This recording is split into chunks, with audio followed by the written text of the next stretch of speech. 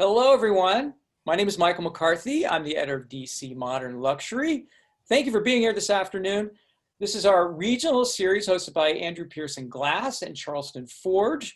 We have a great panel today. I'm excited about this because I know I'm going to learn something. I always learn something from talented designers, and this hour is going to be no exception. I'm really looking forward to talking with these folks for so many reasons because A, they're talented, but B, we've been through this incredible transformation in our society in the last 6 months, and I want to get their feedback about how that's impacted design and their lives and the lives of their clients. So we'll get to that too, but before we do that, I want to go around and have each of our panelists introduce themselves. So let's start with Jamie. Okay. Hi, my name's Jamie Merida, and I'm the owner of Jamie Merida Interiors and Bountiful Home in Easton, Maryland. Our firm does a lot of work in the DC metropolitan area. We run as far afield as, Florida to New England for projects, but primarily our work is centered around the DC area. We're headquartered in Easton, Maryland, like I said, and we do a lot of work for second homes for a lot of DC couples and families. And we've been around for about 20 years. Thank you, Jamie. All right, Byron. Hi, my name is Byron Risdon. I am the owner and principal designer of Byron Risdon LLC here in Washington, D.C. I primarily focus on residential projects here in and around the D.C. area. I started in this business about 13 years ago, and I've been in business for myself for the past 4 years now. Terrific, thank you. And Quintece, last but definitely not least.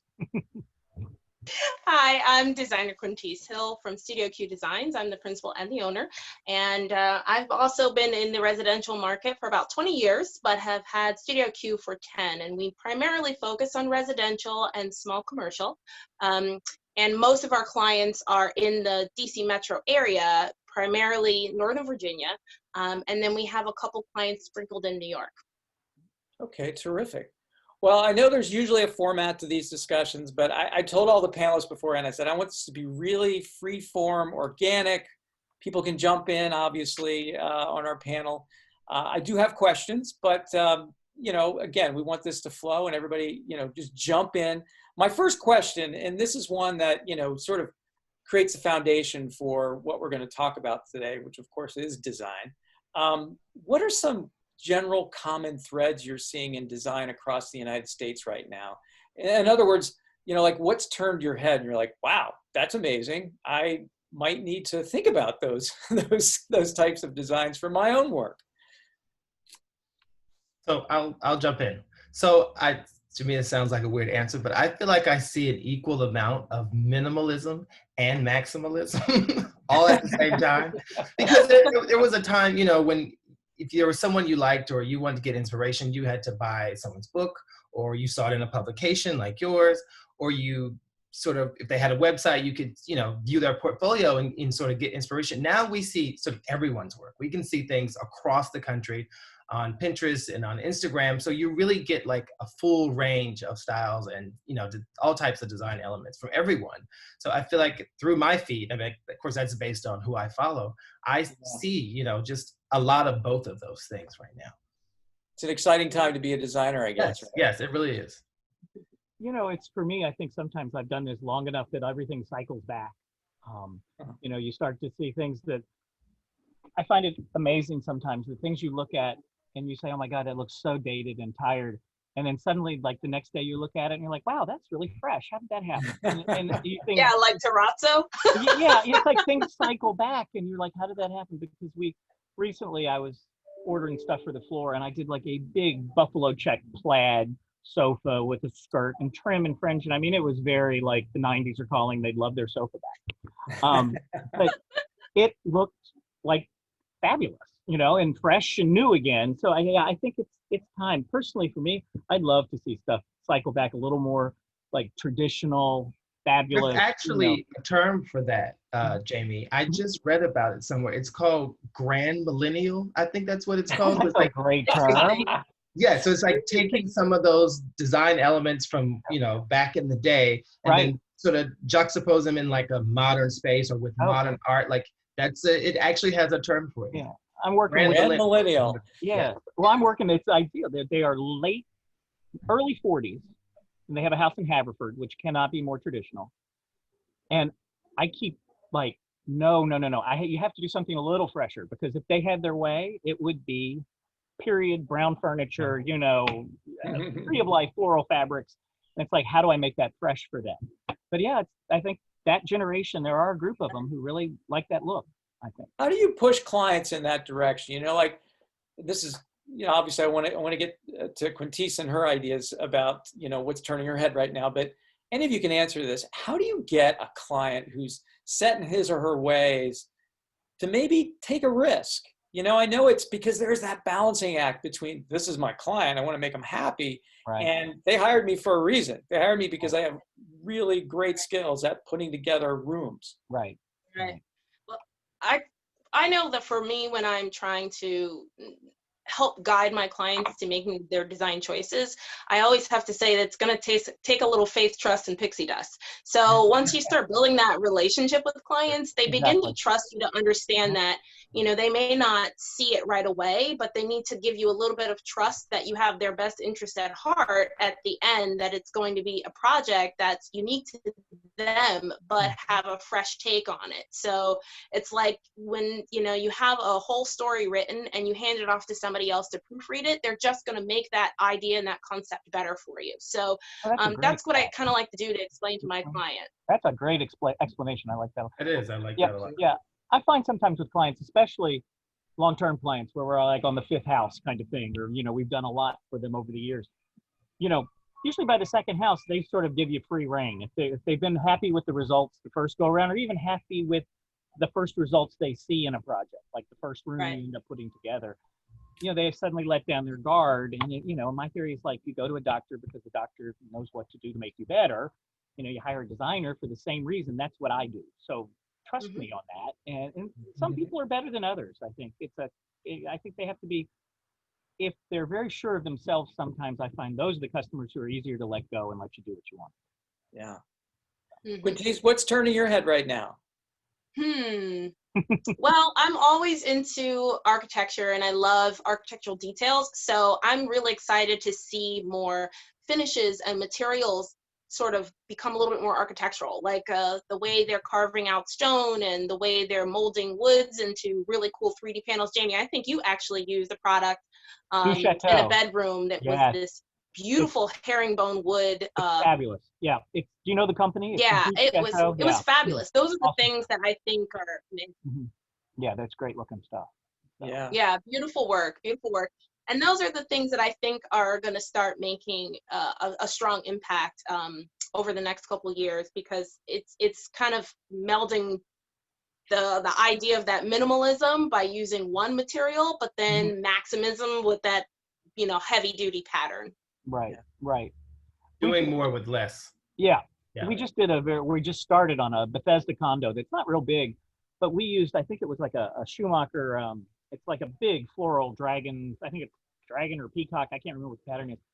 It couldn't be stronger color palette. I mean, knocks you down. But so it is very maximalism, but it's just one wall and that's it. I mean, there's not lots of other stuff going on. There's a simple table and chairs. So it's like this big overpowering thing with everything else is pulled back. So it's kind of what Quintece was talking about as well. So. Yeah. Well, speaking of impact, the last 6 months and the way we've changed our lives individually as families, how has that impacted your work as far as what your clients are asking for? And how are you addressing these changes in your ideas for design? Well, first of all, 2020 needs to calm down. I'll definitely agree too to much that. sometimes, right? I mean, I'll jump in. I was really nervous at the beginning of 2020 when this all happened. Like, what does this mean for the design industry? Are we going to all come to a halt? Because a lot of what we do is we have to have that interaction with our clients in order to, continue our business and to really understand their needs and so on and so forth. But I have to say, I'm just as busy as ever. It turns out that people are starting to realize that their homes have gone neglected for quite a bit of time, and they're ready to invest more in their homes now because they realize that investment in their home is an investment in their own welfare. So I'm seeing more of that shift where people are asking to, create these sort of sanctuary spaces in their home where they can debrief, or, there used to be this whole idea of like, oh, open concept, open concept, open concept. Now everybody's like, I need a door. So I need separation. I'm finding a lot of that now. That makes a lot of sense. I'd be interested to hear what you guys say, because you're in DC. Us, because we're on the Eastern Shore of Maryland, and we're in Talbot County, which is all weekend homes for DC and Baltimore and Philly. Our business is like crazy busy. I mean, I have 5 designers and me, and we are all just we're pedaling as fast as we can. And the real estate market here is insane. Everybody wants to live here, and anybody who can work and not have to work in, or a lot of them who have decided they don't need to live in the city. So our business has gone through the roof that way. I mean, what was a weekend home is now going to be a full-time home, or they're going to sell the one they have and buy a bigger house down here. And I'm just curious, what's the DC vibe, or what are you all feeling from customers? It's very similar. So, Okay. I mean, when this whole thing started, I mean, I was like many other people, sort of sitting at home in my sweats, watching Netflix, and then one day the phone rang and it did not stop ringing. I mean, I have been going nonstop probably since like mid-May. Yep. Just full speed ahead, every day. And like what Quintece said, a lot of people they've been in their homes for a while, and they're like, I need to either finish this project or start this project or create a space that's more conducive to everyone being home now, or create a space that's more conducive to me working from home all day now. So there, a lot of those things have been. And we ended up with lots of extended families, like in a full-time basis because of COVID, where the kids came back from New York City and they moved in, and they need office space because they have to work, and then there's grandkids. And look, I grew up in one of those kind of families. I loved it. I had grandparents and uncles and aunts all in the same house. And I think that's been kind of fun to see, that these people really are like, we're real happy with how this is. So I think I agree with Jamie. A lot of people are bringing in their secondary family members back in because of the work from home COVID situation. They're needing that village, they're needing that village of family to come and everybody share the load of helping with the kids or helping with mom or so on and so forth now. So we're seeing a lot of uptick in like additions and expansions of the house, of the home. So that's happening a lot here, especially in Northern Virginia, because we still have plots. Right. DC, everybody's a little bit tighter together, but people are definitely expanding and doing a lot more. And I'm seeing this past summer, the rise in outdoor spaces, living spaces has boomed. Absolutely. Yeah, we've had like 3 groups where they bought like a family compound where there's multiple houses on, 30, 40 acres kind of thing down here on the water. And it's like, so I think some of the things that COVID created like this won't change. I think people, things will be different. I think people will be more at home for a long time. I mean, I don't see myself rushing out to dinner every night for a while. I mean, because I'm not comfortable indoors having dinner at this point. I mean, I had to do it, and it was like, oh, this is killing me. But I do think a lot of people have changed how they prioritize what they do, and they're spending a lot of time at home. So maybe they've changed their kitchens as well. Have you seen an uptick in the way people are thinking about their kitchens? It's like the family thing. I mean, I just met with somebody earlier this week. The grandmother's sort of the matriarch. We're redoing her building on her house on this compound. And she's like, this is where everyone will eat. So I really don't care about the bedrooms and the living room. I just want this fabulous kitchen, great room where everybody can hang out and have dinner together. Yeah. I'm like, great. So I think that is, draw everybody together. Right. So what are some of the design elements that you would say are either quintessentially DC or quintessentially Mid-Atlantic? Because I know, Jamie's on the Eastern Shore, that you don't see repeated in other parts of the country that makes you feel like this is home. These design elements represent our region. I mean, so the first thing I would say is what everyone is row houses, right? Everyone knows DC for their row houses. So, you get that sort of narrow, long, stretch on the first floor. And I think that's what a lot of people recognize when they think, or consider when they think of DC is, you know, the row houses and it sort of being this narrow, long space that sort of that's open and sort of flows through. Mm-hmm. Mm-hmm. Right, right. I think there's also very much a Washingtonian aesthetic as well. Now, that seems to be changing a little bit, and I think that's mainly because of the generational shift that's happening now, whereas the Gen X and the millennials are the ones that are coming into the money now, and they're the ones spending the money on their homes. So the idea of Washingtonian style is starting to shift just a little bit, where you're seeing that classic palette, that classic line, but with a slightly modern twist. And so that's what I feel like I've been seeing a lot of lately. But for the most part, there has always been a Washingtonian style, a very classic, clean, modern, subdued palette in the area. And I think we'll all agree there's definitely circles of design. You know, what works in some places in DC doesn't work in others. And, you know, I have people who want real modern houses like Michael, like the one you ran last issue. But, you know, then the Potomac, the false churches, you know, where we do the big traditional houses with lots of big traditional stuff. And, you know, that's always been part of the DC vibe. And I think they come over here on the Eastern Shore and we end up doing the same thing, but just a little less uptight. I mean, it's a little pulled back, but it's still traditional. Yeah, I mean, you know, it's, you know, and we joke about this, you know, blue and white is always right. And I'll die doing blue and white houses because people come down here and they're like, oh, we like a blue and white house. I'm like, of course you would. Here's the box with the blue and white stuff. We're done. Blue and white kit. Yeah, it's, you know. Yeah, and I would say that also like to piggyback off what Jamie's saying, it is sort of pocketed in terms of the styles that, you know, are in the DC and mid-Atlantic region. I would say in Northern Virginia, it's definitely different in what I feel is different in DC. Yeah, absolutely. And I mean, what's interesting too is though, like when you talk about your row houses, I mean, it's not like they're all 15-foot wide. I mean, some of them are like panorama. Some of them are, you know, 8,000 feet. And Right. it's the same thing, you know, some of the Falls Church or the Potomac or, you know, the Bethesda and Chevy Chase. I mean, you know, it couldn't be bigger in Center Hall, Georgian Colonials, as we all know. And some are modest and some are enormous. But there are different, I guess I'm trying to say, there's from sort of moderate to ginormous in all of these styles. If that makes sense. True. Right, right. And DC truly is a true melting pot of cultures. So yeah, you will find that even within those pockets, you're going to find some pretty interesting infusion of different cultures. Absolutely. A lot of subcultures in DC. Well, that's what I think part of DC has always been, just such a international meld. I mean, you know, we joke about like you drive down River Road and there's some houses that I think, God, that's fabulous. And there are other houses I'm like, oh my, that's unfortunate. You know? Yeah. And I think that's one of the great things about DC is that, you know, all of us designers can stay employed because there's a style for everybody. There's a designer for every style. So it really is a true melting pot. What's nice too is DC is a design town.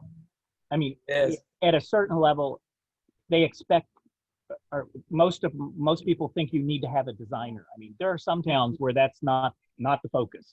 I mean, and there's some cities like, you know, Dallas and Houston. Yeah, everybody thinks they need a designer. And DC kind of has the same vibe. It's just sort of expected, which is great for us. I mean, you know, that's why our business thrives here. It's because we're such a well-traveled city, such an educated city. So with that in mind, knowing that, say you have a client for the first time and they have influences, obviously, and you don't know these people at all. How do you read them initially, and how do you gain their trust? And on top of that, I think this is probably the most important part. What's your baseline? Do you tell them to give you a series of photographs of things that they love and they cling to in their life that influence them from an aesthetic standpoint? How do each of you handle that? You guys can go first. I mean, I do generally, you know, ask for some level of feedback from them, things that you like, things that in my own portfolio that you see, like what was it that drew you to my work, you know, that sort of thing.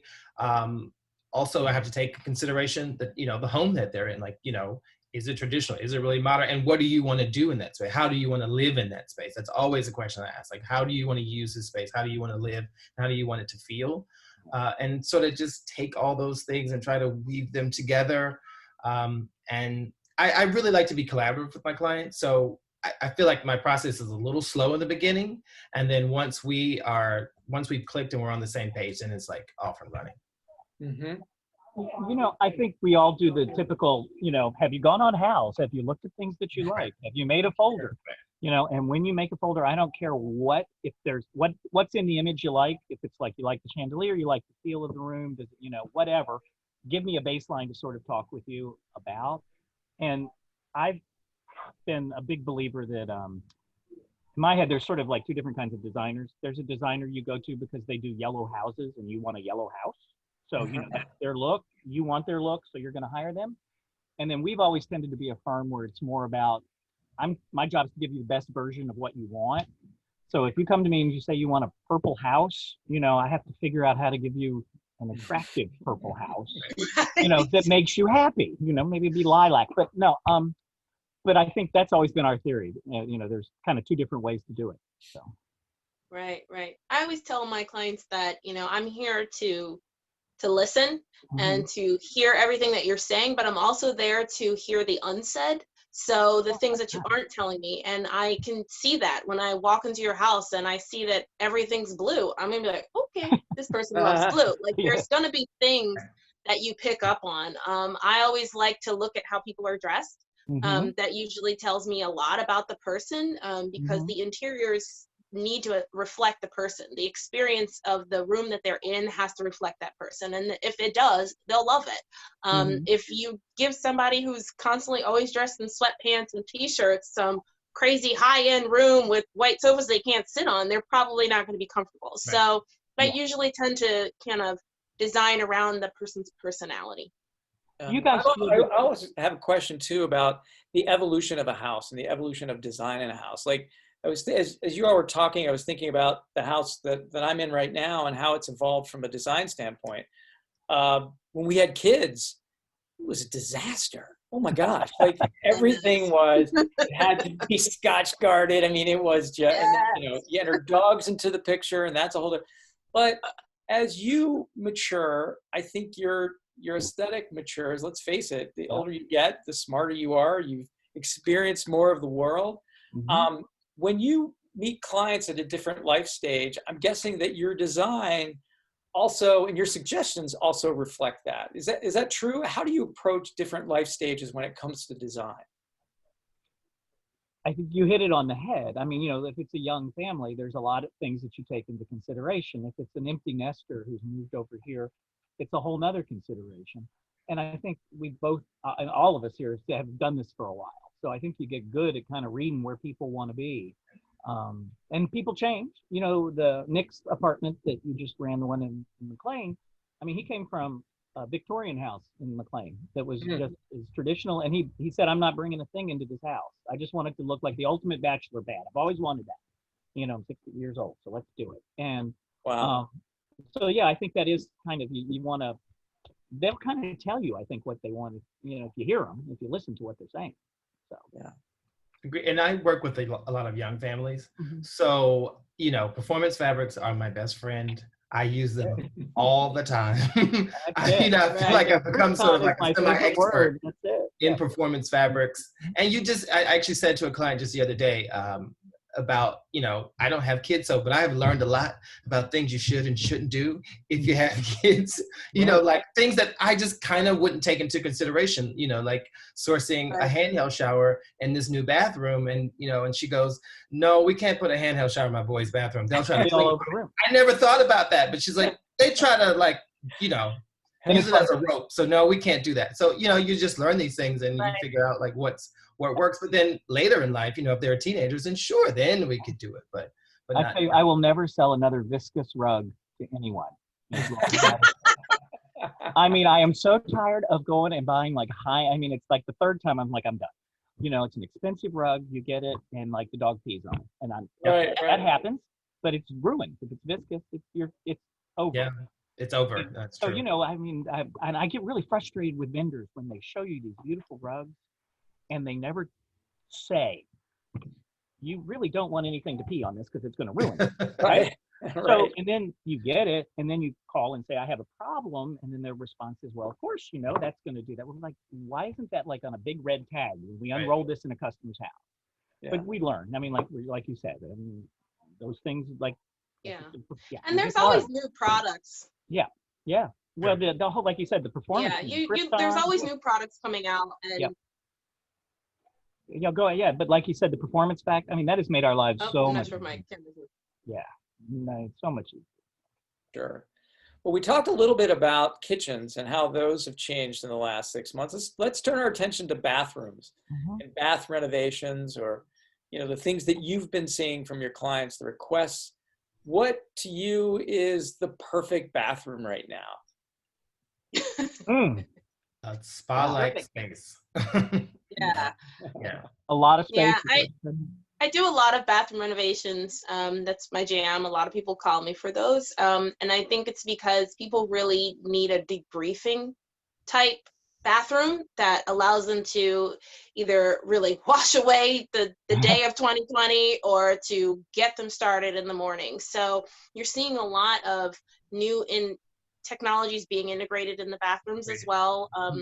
And I don't know why this is, but a lot of my clients happen to be men, and I guess I get the bachelor aesthetic for some reason, and they love incorporating technology. So there's smart electronics everywhere. So the tub fills up on its own, the shower comes on its own and gets ready, the lights are singing to you, all these different things. And people are really looking for these interactive type technologies incorporated, and then the luxurious feel of bathrooms, because a lot of people aren't traveling and they want that feeling of being in luxury.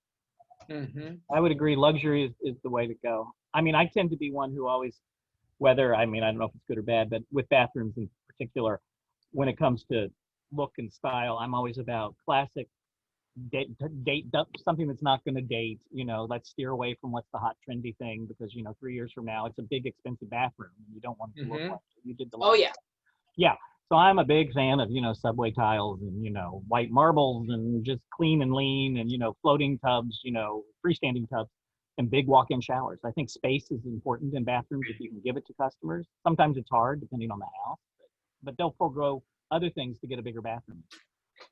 And to piggyback off Quintece, like, convenience is a big thing for me also. I had a client who we had this whole back and forth about, he had to have smart switches in the bathroom. And I'm like, what is the big deal? And I said, you've been flipping a switch your whole life. He's like, no, I want to be able to turn it on from my phone. It's like, okay, if you insist, we'll make it happen. But I didn't know it was that important. But I don't think half of my clients would know how to turn it on.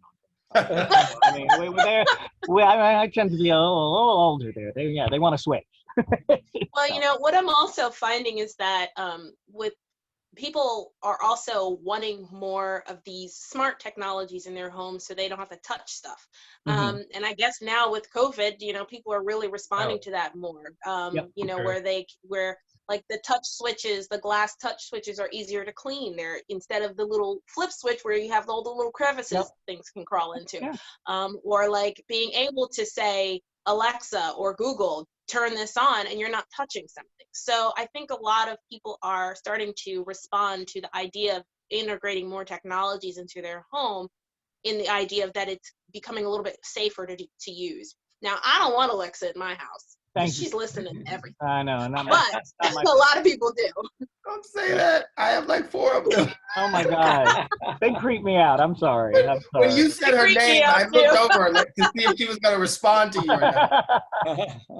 That's great. Right.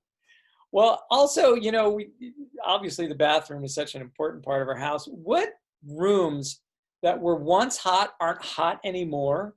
And what is a new space that you're seeing being carved out that you were kind of surprised about? I'll say like the big movie theater thing.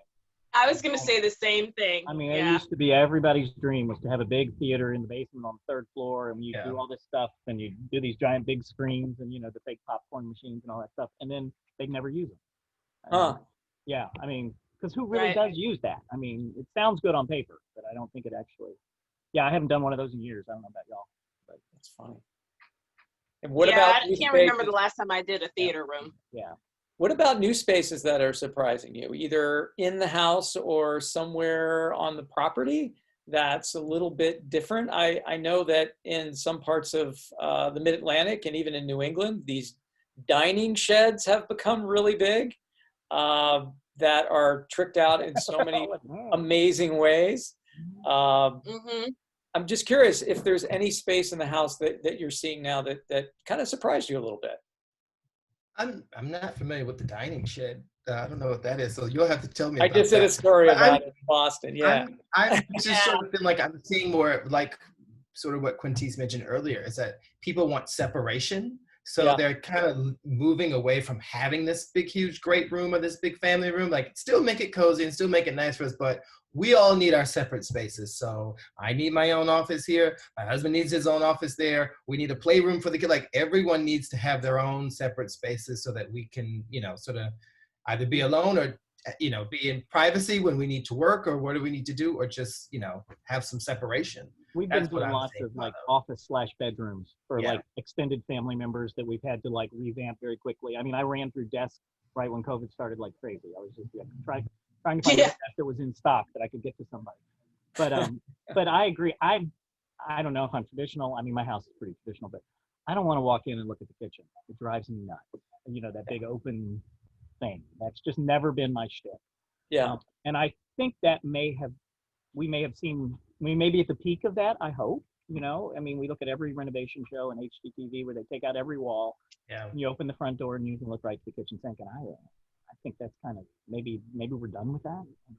I don't know. I think so. I'm actually working on a project now, and the family room and the kitchen, they're next to each other, but they are separated. And so we had this whole discussion about trying to maximize seating. And I said, you know, hey, if we took the wall down, we could expand, but, you know, we're sort of limited because of the wall. And she was like, nope, just leave it the way it is. I definitely want separation. I don't want to look into the kitchen anymore. You know, I'm done with that. So I feel like it's making a transition. I actually have started to see a rise and an uptick of clients asking me about, what do I think about a bump out vestibule? And I'm like, I'm here for it, because I want one myself on our house where everybody can shed off what's happening from outside before you get inside. You know, having that little vestibule area where you can hang your coats, your jackets and shoes, and that stays away from what's happening inside your house. So I've seen an uptick in those inquiries as well. I like that. I mean, I used to find that always like in New England or in like Minnesota, where the weather was always contingent why they wanted the vestibule. They needed a place to get all the stuff off before they went in the house. But I think with the COVID thing, it's even more reason where you just want to kind of shut it off. Yeah. I mean, you know, I would love to, in some ways we'd love to have one, because my husband works at a hospital, and when he comes home for a while there, it was like, just take everything off outside, you know, and we will hose it down, you know, and I think there's a lot of that still goes on. So. Yeah. I mean, everybody has to take off their shoes when they come in my house. And for a while we had a whole bunch of shoe monkeys right at the front door, and I had to find a shoe cabinet for that situation. But I think that, you know, it'd be really cool to see some sort of technology there where, okay, now there's some sort of desanitizing, you know, system that is incorporated in a vestibule that helps you keep your house from, you know, all the germs from entering in your house. Who knows what's going to happen? Who knows? But, Who knows? Yeah, I'm sure there's a lot of things behind the scene where people have ideas or swirling around and coming up with things to sort of, you know, combat this as we move forward. So I'd be interested to see that. Well, so in your own projects, how have you, or how would you use an Andrew Pearson glass product, and how might you be able to tailor them to fit your specific needs for clients? So for me, my first thought is, you know, which is another thing that I don't think COVID is a spike, but people definitely want our bars. So I could definitely see using glass at a bar for, glass shelves for sure. You know, I do that a lot, you know, a lot of bars and a lot of wet bars or dry bars. So definitely could see using that glass for. You know, I love the idea of using one of their products like for kitchen countertops, the big. Yeah. Because I do too, but I don't know if I can convince someone. It gets into like a cleanliness thing too. I like the fact that it's glass and you can wipe it down. Because a lot of times, sometimes stone, especially if it's got a pattern, you think it's clean, but you're not quite sure, you know, until you run your hand over it. Hard to see the surface. There's a certain kind of hygiene, clean vibe that I like about that for either bathrooms, or I'd love to use some of that product as a countertop. I think Right. Mhm. Right. Well, glass has, it's not porous, and so the whole idea of making it antibacterial, because you can wipe it down with something that can Yeah, actually kill the Something germs and get strong. it. Yeah. You have something that's marble, them germs might be Yeah. seeping into the floors. So, so yeah, I mean, the idea. Andrew Pearson, they have these beautiful products that their glass is Oh, yeah. super thick, and That I fusion mean, glass, it's I think that's what it's Yeah. called. That's Great. super thick. Yeah, I love it. It's gorgeous. It's beautiful. It's beautiful. It's gorgeous. And I mean, it could be used in so many different ways. Backsplashes. Mhm. Yeah. It could be used. And they have a lot of ways to incorporate or infuse certain other technologies and products within their glass that it can be so customized. And I don't think a lot of people understand or know that glass can be that customized. Right. Yeah, I agree. Well, it's funny. I don't think, unless you know about them, you don't know about them, because Right. they're not in a lot of showrooms. They're not like if you go to the kitchen and bath design center in your neighborhood, you don't see that too much. I mean, it's something that when Right. you work with people like us that, we know about, their product's great. It's very cool. Very Mhm. So the clients of yours just need to do their homework and ask the right questions. And we're supposed to Absolutely. tell them too. Yeah. So looking into your crystal balls, what are some trends that that all of us will be able to see and that will also stand the test of time? Like, what is going to happen in the next 6 months or so that you see coming that we'll all still hopefully see in 10, 20 years with regard to design and with regard to how we live in our homes? You guys can go first. That's a good question. Yeah, Hard to for- predict the future for right me, now. for me, we do plenty of modern design, but my love is traditional things. The stuff I do for Chelsea House is sort of a fresh take on traditional things. I would love to see things swing back to a little more elegant and a little more antique oriented and a little more, ginger jars and that kind of a look, because I don't think, for some people it never went out of style. I mean, for a certain generation, it certainly did. I mean, the millennials who want to have nothing and they don't want anything from their parents and they don't want the dinner service that their mother has for 12. But I would love to see that sort of cycle back, and everything does. I mean, but I'd like to ride that wave for them, if it comes back in the next 10 years or so. So along that vein, I feel like something that will never go out of is, craftsmanship, well-made furniture, whatever it is, whether it's modern or traditional, that will never ever go out of style. I feel like if it's that's what it is, it will always be that. It will always be timeless and beautiful. So I feel like no matter what period, no matter what it is, it will always be around. And do you find like young customers who their first go round was restoration hardware, the second time around they realize that Yes. they can do better, and and once they realize what quality is, it's like a teaching experience in a sense. This is why this sofa costs this much money, and this is why furniture from Charleston Ford, Century, or whoever is great quality and they'll stand the test of time. And I find that they figure it out. It's like I feel like it takes trial and error sometimes. Like you have to buy a $7,000 sofa from Restoration Hardware to realize, wow, it didn't hold up as well as I thought it would. Which is crazy. Yeah. And once they realize it, then it's great for us. Yeah. So. Yeah, and I think that the trend is actually going to be more people are going to hire interior designers. I think that is going to become a trend. I think that people are, like both Jamie and Byron have said, are coming to the realization that, yeah, I can buy that thing off of Wayfair, but it's going to fall apart on me in 2 years. I should have spent the money to hire somebody to help me find the right fit, the right size, the right color, the right everything. So I think that the rise in hiring a design professional is definitely going to be a trend, and it's going to keep going up. Because, that whole business model from 20, 30 years ago where every town had, a giant furniture store that had been there forever, and you went in and they did, complimentary design services, and you could sit on all the sofas and take them home, and you sort of had a designer, but you didn't really. But those stores are mostly gone. I mean, they don't exist anymore. You get like an Ashley Furniture where it is going to fall apart. We get that. I mean, it serves its purpose. I'm not demeaning it. And you get a Restoration Hardware too, where it's, it's kind of one look and that's the look, and you get it. But I do think there's less opportunities now for people to do it on their own and come up with good results. I think they try and get frustrated and think, wow, maybe I should hire somebody who knows what they're doing. So I agree with you about moving forward. I think our industry is in a good shape. Right. That's exciting news. Yeah, It is exciting. Well, I also have a question about, as a writer, I read other tremendous writers who inspire me. I'll pick up the New Yorker. I'll pick up any other magazine that truly I love, whether it's Outside or the Atlantic Monthly. So when it comes to design, tell me about some sources, whether it's an Instagram feed, whether it's a website that you're looking at, that other, our viewers right now, or people who are going to watch this later on YouTube, tell me about some of the places you go to get inspired. We're I know you guys you're all incredibly talented. Probably this great design aesthetic you have comes from within, but it's always fun to look at other people's work. I mean, I definitely use Instagram as a way to, to see things, to see what people are doing, to see, to sort of see what's out there. I mean, that's definitely a great resource for just, sort of just the ability to be able to scroll through and just sort of run through the gamut of all types of designs and colors and, shapes and all of that. That is a great resource for that. So I definitely use that. So on your Instagram feed, Byron, what are 1, 2, or 3 sites? Could be Design Boom, it could be anything that you look at, you're like, God, that's good. That made my day, the fact that I saw that today.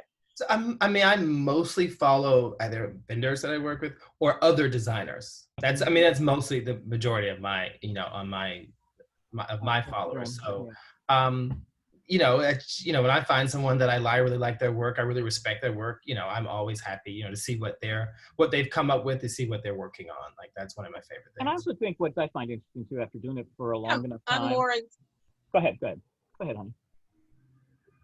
Tease, go ahead. Yeah, go ahead.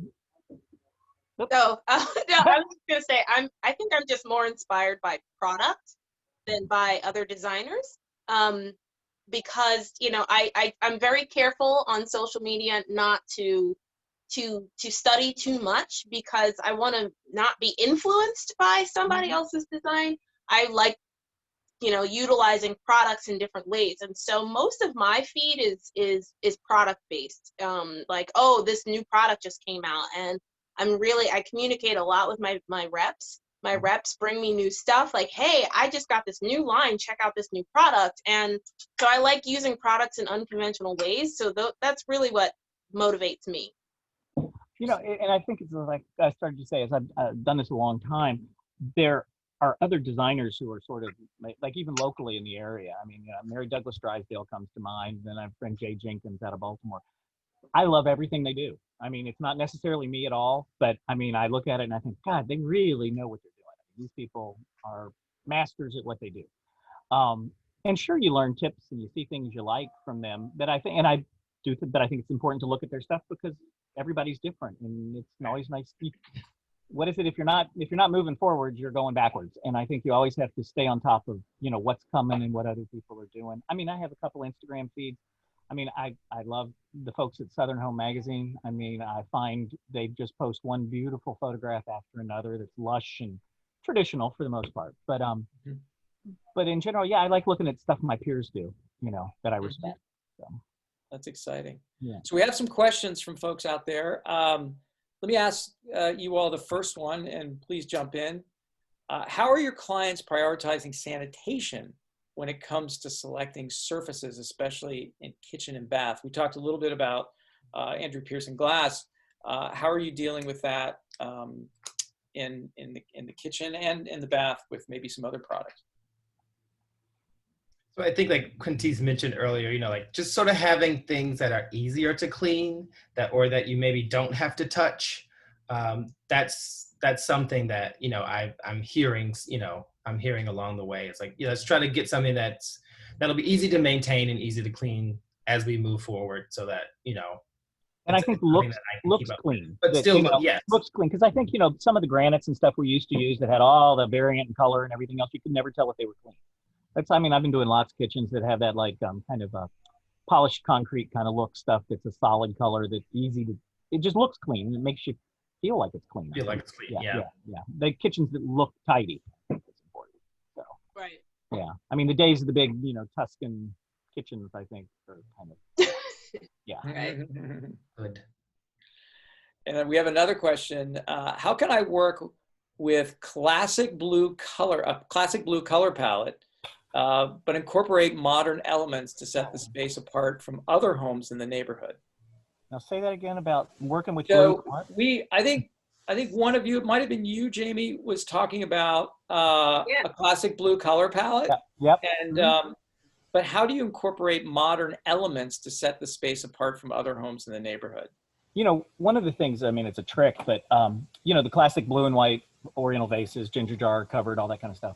I think mixing them with modern blue and white porcelains and vases and stuff can really take something that looks like your grandma's house, you know, and you throw in a few pieces that are contemporary in shape and style, or even taking those shapes and instead of them being patterned blue and white kind of chinoiserie stuff, they're just like matte color. I mean, there's some great things, I think, from Barclay Butera that are like big ginger jar covered vases. Chelsea House does a lot of that stuff. But I think that can go a long way to freshening up what could look like a real traditional blue and white palette. Right. And I think also maybe using blue unconventionally also helps, you know, thinking about maybe that coffee table is blue versus the chair being blue, or, you know, the maybe painting that door blue or something to that degree where it's just adding blue in a way that you might not have thought to use it before. So instead of the traditional on the fabric and the sofa or the window treatment or on the walls, incorporate it within the accessories or the tables or, you know, different ways to add in. I think we all see it. There's a whole lot of like linen raffia wrapped, linen wrapped furniture that comes in some great like blues, not just blue, but it's a great way to pull that color in a fresh way. Or lacquering. That's another way to like really freshen and update something, you know, with a solid color that you may not have thought about before or may not have considered. Right. And I always love a good blue ceiling. Just saying. A good blue lacquered ceiling. Yes, absolutely. Well, before we came on live, we were talking about High Point, and I know that that's sort of a place that everybody in your world loves to visit. Tell me about what your experiences are. For a lot of people who don't know about High Point, what your experiences are like there, and then tell me about some other places around the world where you travel regularly to source some of the things that the beautiful things that you put in folks' homes. Sure. Go first. You know, for me, High Point is if you're a designer and you do this for a living, you really should be there. I mean, it is, you know, especially if you're in this region. I mean, it's a 5-6 hour drive, and the opportunity to see so many things in one place over a 10-day period, let's say, you just can't duplicate. You know, with the young designers here, I mean, one of the first things I always say is like, you know, you need to come with me. And, you know, I'm happy to walk you around, but you also should just wander around and stumble on things. You know, so that's my thing about High Point. I'm feeling like High Point withdrawal, really, because, you know, April didn't happen, and, you know, I think October's still going to be funny. But we were talking earlier, and I feel like I really just got to go for work. I just am a little trepidatious still. So. Yeah. I mean, that's how I feel about traveling there, you know. But in terms of, you know, High Point itself, it's like you said, if you've never gone, if you work in this business and you've never gone, you absolutely have to go. Like it's a little overwhelming your first time. And I always say, go with the plan, but don't go with the plan, because there's just so much to see. Like, allow yourself the space and the time to wander and to just take it all in, and, you know, visit different showrooms, do what you know, see whatever you love, and just, you know, don't be intimidated. Just walk in the front door and say, I'm here to look. Go for it. Yeah.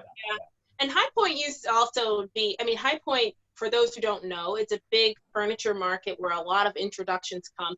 It's like Fashion Week for interior designers for us. We get to see what's new, what's next, what's coming out before it goes out to the retail side of it. So that is definitely like one of our biggest events of the year, to be able to kind of shop ahead of shopping. So we get to do that. And High Point also was a really good connector for a lot of us. We would meet our reps, we would meet new vendors, we would meet, you know, media, we would have all these discussion panels that we can go to, and CEU classes. there was a lot going on at High Point that we're all missing out on. And then there was also that entertainment and getting together factor. Like I got to see, you know, the designers that I met in California again and have dinner with them and see what they're up to and stuff like that. So The High Point networking, really is, yeah, really important. Yeah, the network. yeah, it's really, High Point was really a very big connector for a lot of us. And I miss High Point, but I also miss traveling internationally to the shows. Salone de Mobile, I don't even know if I'm pronouncing that right, but that was always my favorite show to go to in Milan. That was by far one of the best shows I've ever been to. I've traveled to Bali to source some things there. I like bringing inspiration from all over the world because it will touch us here in the States at some point. So it's nice to be ahead of the game. Yeah. And you know what I do, like I said, I have a license collection with Chelsea House, but part of that is getting to go to China and the Philippines, which is a whole nother part of the industry that you don't have a clue about until you get over there, and it's an eye opener. So if you ever had that opportunity, it's pretty amazing.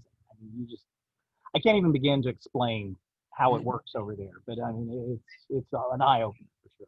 Right, and I was kind of bummed. I'm not sure, Jamie, you probably have gone, but this year was supposed to be my first trip to Round Top. Oh my gosh, that's like I want to go there so badly. Oh my gosh, that's like 100 years ago for me. I mean, really? I had my tickets, I had my hotel, I was ready, I had my sneakers and my roller bag, I was on it. Well, and then it's like Brimfield. Have you ever done Brimfield in Massachusetts for antiques and gifts and collectibles and all that stuff? And Brimfield is the same thing in Massachusetts. Okay. Yeah, the whole antique thing, which, you know, really that industry sort of just disappeared for a while. I mean, and it started to really come back again, in Round Top was a blast. I mean, I actually used to be a dealer at Round Top. I used to pack up my truck and go down there and set up under a tent and sell things. So yeah, I'm dating myself, but yeah, that's a great, any place you can see things. You know, back in the day, they used to do antique shows on the piers in New York City, Pier 80, 92, 90, and 88. And it was like 300 dealers, antique dealers from all over the country, with everything from modernism to, you know, Regency antiques. And it was just like a candy shop. So, but those places, there's not so many of those anymore. Yeah, that's true. Yeah. I was going to ask if there's anywhere locally we can find great stuff like that. It's truly tough. I mean, really cool stores. I like to think we're one of those really cool stores because, I mean, we have a good retail presence. I mean, we have, you know, like 15,000 square foot retail store. And we do end up being a destination because customers come in all the time and they say there's really nowhere to go look at interesting, cool things. Where do you source your stuff, Jamie? Most of it we do from High Point. I do go to High Point and I'll shop the antique market at High Point. I shop locally for antiques and things as well, but by no means is my shop full of antiques. Most of it's, you know, vendors that we all carry, but we just actually have a showroom and we try to keep it fresh. And we're not typical. I mean, we sell everything from, you know, chocolate by the pound to custom framing to, you know, $15,000. Chocolate by the pound. Yeah. Where are you sourcing your chocolate? Yeah, it comes from, I want to know that. It comes from Minneapolis, from a 110-year-old chocolate factory. Okay. That's we've where always, Easton alone. Yeah, and I mean, we have a bakery that's part of the business, so, you know, you can come in and get coffee and donuts and, you know, quiche and everything else. So, you know, I think the shopping thing is experiential, and if you can find those stores, you know, that's what's important. There just aren't a lot of them anymore, which is sad. Yeah.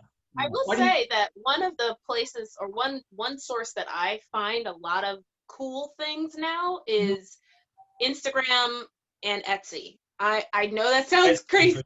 I use Etsy. I do find some pretty cool things. Interesting. Yeah.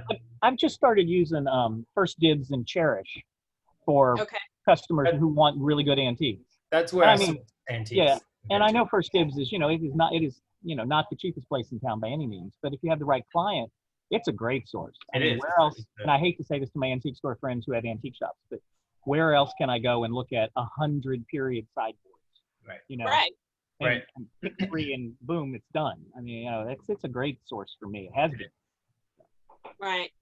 That's exactly why I like Etsy. It's a, you know, it's a huge open market for creatives to sell their pieces. And so a lot of times you will get a lot of one-of-a-kind type things because people are making them. Yeah. You know, they're making them to order, or like you want this crazy headboard situation, you know, some people have already made or have already thought about that, or live edge tables with rivers in them and all that other jazz. But, you know, those are also really great resources. I source a lot of stuff from Philly too, like vintage pieces. I will get them off of Instagram from Philadelphia, and I'll drive up there, snap it, grab it, bring it back down. Okay, cool. That's fantastic. You are so resourceeful. You have to be in this business. How else do you stay ahead of the trends? I use a lot of auctions too. I buy a lot of things at auctions, and like you driving to Philly, I will drive to New Jersey or wherever and pick those items up from the from the auction house, and that's how I source a lot a lot of things. Do you guys buy off the floor at High Point when you go, like showroom samples and stuff? Because I've done that. I'll go and send my truck up and pick everything up that's one of a kind. Some things that never get produced. Right. Samples and stuff. We've done that a lot. Right. Yeah, I used to. When I used to travel to High Point more, I did. But that's exhausting. So I try not to do it. True. I think my first time at High Point, I didn't know. I mean, I totally had no idea what High Point really was all about. I came stupidly in heels, and I had on a dress, and it was just a mess. So by the end of the day, I learned my lesson. But yeah, I mean, I used to go into the antique part and find a lot of really cool things. Really great stuff. Yeah. See, I can find a lot of great stuff there that then you can kind of adapt and reproduce for Chelsea House. I mean, I do a lot of that kind of buying. Interesting. Yeah. We're almost out of time. I can't tell you how exciting it was to talk to all of you. Again, as I predicted, I learned so much. So thank you very much for your time. Great answers. This has been our regional series hosted by, of course, Andrew Pearson Glass and Charleston Forge. Please, this thing will live on YouTube forever. So hopefully go back and watch and learn, because this is an ever-evolving industry. So exciting to hear you all say that, and I believe this for sure, because I've seen it among my friends, that interior designers are going to be in such great demand from here on out, because people are thinking in terms of this. Oh my gosh, I've spent so much time in this space. I want it to look good. Yeah. I want it to live the right way. So I applaud you for what you do. I know it's not easy, but I think it's really what you do is magic. You make spaces look beautiful, and that's not easy to do. So thank you for being here today, and thank you for everybody for watching. And have a great afternoon and evening. Thank you for having me. Thanks so much. And guys, I want to meet you all in DC at some point. Yes, so, absolutely. Actually, Jamie, I want to talk to you about some of how you produce your product lines. It sounds so interesting. Feel free. I mean, you got the connection. Just Instagram me or whatever, and we'll talk. Yeah. We'll lure Jamie to DC, right? Is that the plan? Well, you all can come down here and enjoy the lovely Eastern Shore too. That's right, road trip. Absolutely. Yes, next time I'm on the Eastern Shore, I'm gonna stop by your. Please let me know. So I'm sure I'm here. Okay. All right, guys. Thank you so much. Okay. Thank you. Thank you all again. Take care. All right. Take care. Bye bye. Bye bye.